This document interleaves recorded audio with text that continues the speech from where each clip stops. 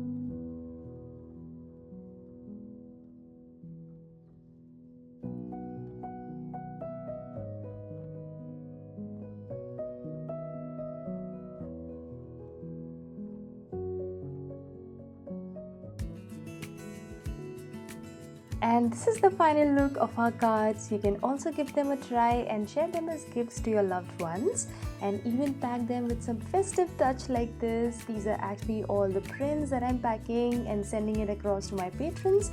You can also try this and send it to your loved ones this Christmas. I wish you amazing festive time ahead. May you have a blessed Christmas and New Year. And thank you so much for joining me today. I'll see you very soon in the next painting tutorial. Till then, take care and thanks for watching.